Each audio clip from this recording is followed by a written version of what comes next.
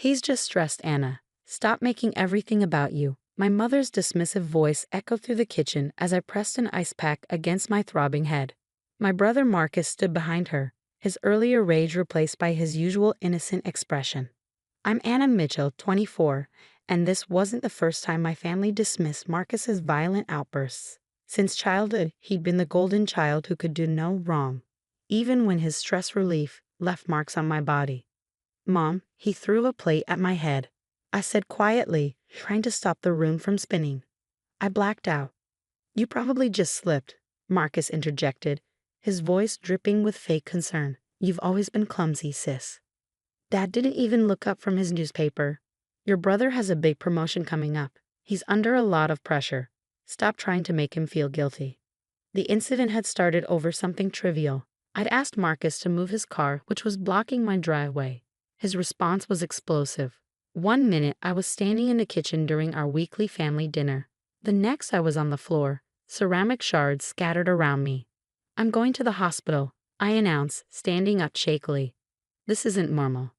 Mom's face hardened. Don't you dare. What will people think? The Mitchells don't air their dirty laundry in public. Dirty laundry? I laughed bitterly. Is that what you call potential brain damage? Marcus stepped forward, his 6'2" frame towering over me. You're overreacting. Again. Like always. I grabbed my keys and headed for the door, ignoring their protests. The world was still fuzzy around the edges, and I knew driving wasn't safe. I called a rideshare instead. At the ER, Dr. Sarah Martinez took one look at my swollen temple and ordered immediate tests. As she examined me, her questions became more pointed, more specific. Any previous head injuries? She asked, shining a light in my eyes. A few, I admitted. Accidents, mostly. Accidents? She paused, looking at me intently. Your medical records show 6 ER visits in the past 2 years, all with similar accidental injuries. I stayed silent, but my hands trembled in my lap. Anna, Dr. Martinez said gently, these patterns aren't typical of accidents. The breaks, the concussions, they show signs of repeated trauma. Tears welled up in my eyes. For years, I'd hidden Marcus's outbursts. The time he pushed me down the stairs because I used his bathroom. The accidental shoulder dislocation during a playful wrestling match. Each incident carefully explained away by my parents. He's my brother, I whispered.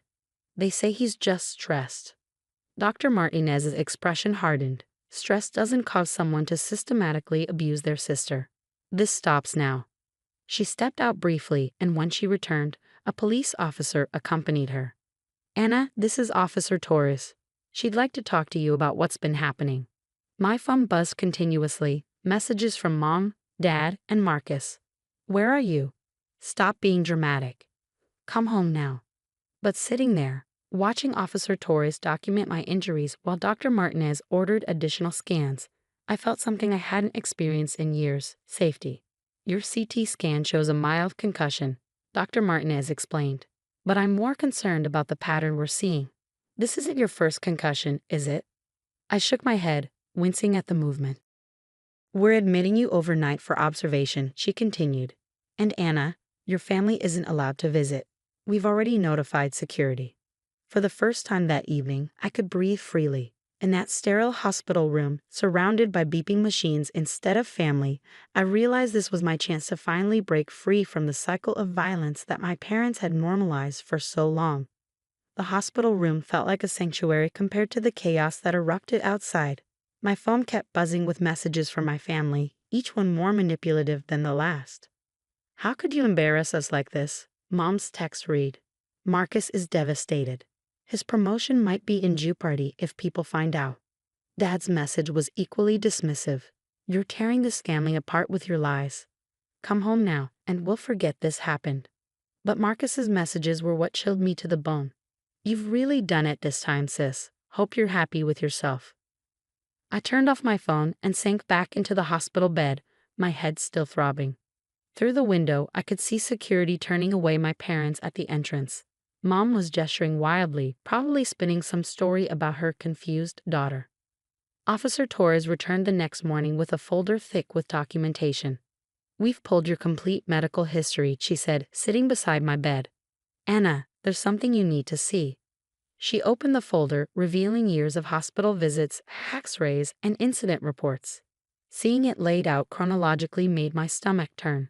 Broken wrist at 14, fell off my bike. Concussion at 16, sports accident. 3 broken ribs at 19, clumsy moment on the stairs. This isn't normal, Officer Torres said gently. Your brother's stress relief has been escalating. Next time could be fatal. Dr. Martinez joined us, adding her own observations. Your latest scans show evidence of multiple healed fractures. Some never properly set because they weren't treated. Anna, why didn't you tell anyone? I stared at my hands, twisting the hospital bracelet. They always said I was making things worse by complaining. That Marcus had anger issues because of his high-pressure job. That good sisters protect their brothers.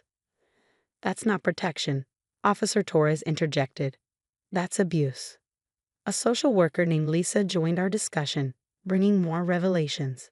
She interviewed hospital staff from my previous visits, uncovering a pattern of my parents intercepting medical care, minimizing injuries, and rushing me home before proper examinations could be completed. Your mother has been documented intimidating medical staff, Lisa explained. She's convinced several doctors to modify their reports, claiming family reputation concerns. The weight of this revelation crushed me. All those times I thought I was alone, there had been people noticing, trying to help, only to be stonewalled by my parents' influence. We're building a case, Officer Torres explained. But we need your statement. Your brother's violence and your parents' cover-ups, it needs to stop. I thought about Marcus, about how our parents' constant defense of his actions had only enabled him to become more violent. How their protection hadn't just hurt me, it had prevented him from ever facing consequences or getting the help he needed. If I do this, I asked, my voice shaking, what happens next? We file charges, Officer Torres replied. Your brother faces consequences for his actions and your parents for their role in enabling and covering up abuse.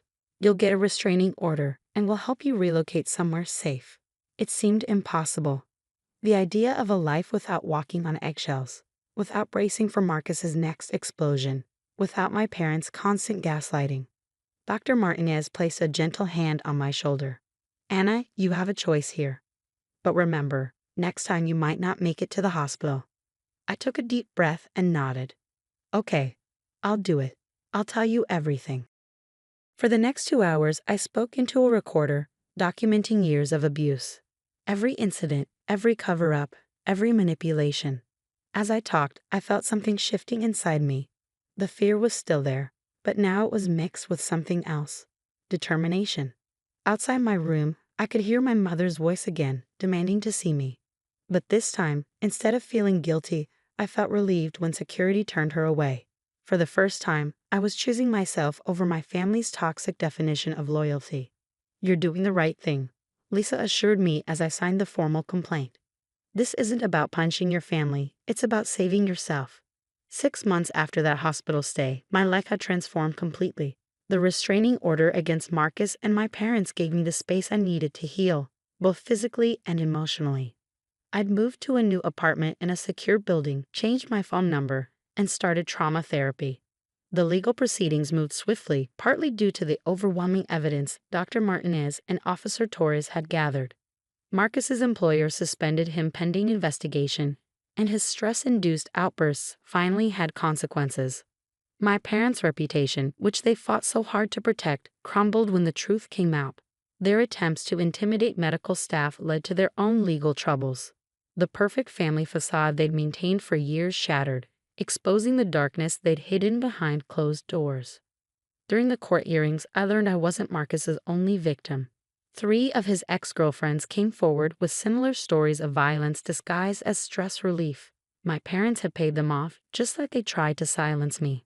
Your testimony gave us courage, one of them told me after court.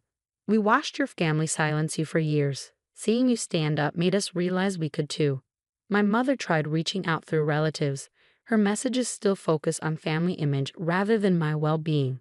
Everyone's talking about us at church, she complained through my aunt. How could you humiliate us like this? I didn't respond.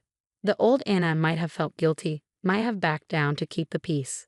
But therapy had helped me understand that their reputation wasn't more important than my life. Dr. Martinez became more than just my doctor. She was the first person who'd looked at my injuries and seen the truth instead of accepting my family's excuses. She testified at the hearings, her medical expertise helping to establish the pattern of abuse. "You're not just protecting yourself," she told me after her testimony. "You're breaking a cycle that could have continued for generations." The most surprising support came from my father's sister, Aunt Kate, who I hadn't seen in years. She reached out after seeing the court reports. "They did the same thing to me," she revealed over coffee. "When your father was younger, he had these episodes. Your grandparents covered it up, just like your parents did with Marcus. That's why I distanced myself from the family. I should have done more to protect you." 1 year after that fateful hospital visit, I stood in my new apartment, surrounded by friends I'd made in therapy group. We were celebrating not just my physical recovery, but my emotional one too. Officer Torres, who'd become a good friend, raised her glass to Anna, who taught us all that family loyalty shouldn't require silence in the face of abuse. Dr. Martinez was there too, smiling proudly. "Your case has changed hospital protocols," she shared. "We're implementing new screening procedures for repeated accidental injuries. You're helping protect others who might be trapped in similar situations." The final piece of closure came in an unexpected way. Marcus's ex-fiancée contacted me, seeking advice. "He's starting to show the same patterns," she admitted. "Your parents are telling me it's just wedding stress, that I need to be more understanding. But I saw your story and get out now," I told her firmly. "You don't owe him your silence or your safety." She did, joining the growing number of people who'd stopped enabling my family's cycle of violence and cover-ups. Today, my life is peaceful. The headaches from years of concussions have mostly faded. I still go to therapy, still jump sometimes at loud noises, but I'm healing. My new home has no broken plates, no explaining away bruises, no walking on eggshells. Sometimes I catch myself feeling sad about losing my family, but then I remember, I didn't lose them. I chose to save myself from them. And in doing so, I found a different kind of family, one built on support, truth, and genuine care for my well-being. Dr. Martinez's words still echo in my mind. Strength isn't about enduring abuse. It's about having the courage to say no more.